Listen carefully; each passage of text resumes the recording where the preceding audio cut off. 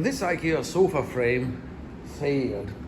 It failed at the design stage, nevertheless IKEA sold it for years. So let me walk you through here what happened. It's gonna be decommissioned here, taken apart, the broken pieces cut out from it with a saw or whatever, and gonna be used as project wood. So what happened here, you can see the first fail here at this finger joint. This became loose. This is dry, not enough glue in it. It's a loose joint. This is how the tight one looks like.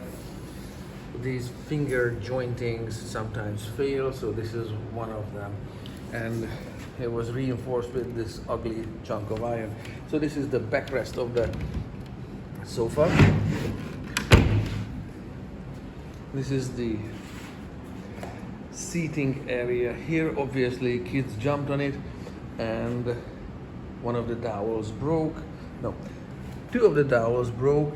One of them got replaced, but nevertheless you can't replace one of these cross pieces here without breaking up all of these doweled and glued connections, opening up the frame, then replace the missing piece, because you can't have a humpy component here like fixing it with a piece on top. So that's not gonna work.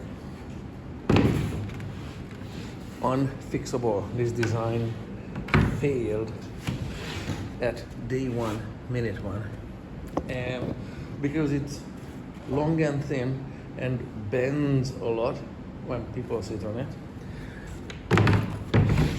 it also breaks. So there, it cracked there and it cracked there. So that's how finger joints also fail, and there's lots of them. There's the next one.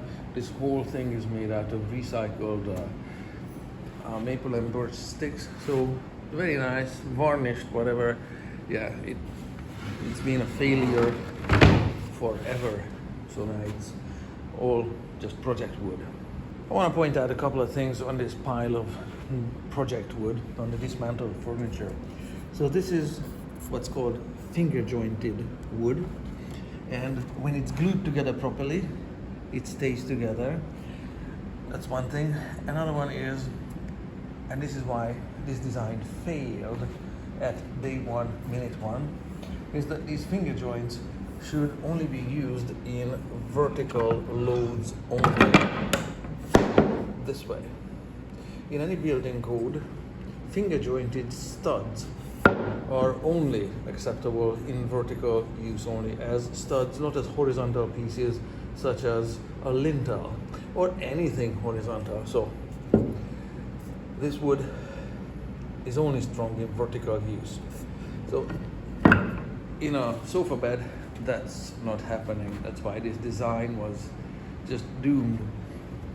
The other thing is that as the slats were taken apart, of course this is glued and doweled, so it comes apart with a little bit of breakage. That's really difficult to fix. So these were the two pieces, and one of them, this one here, was broken, and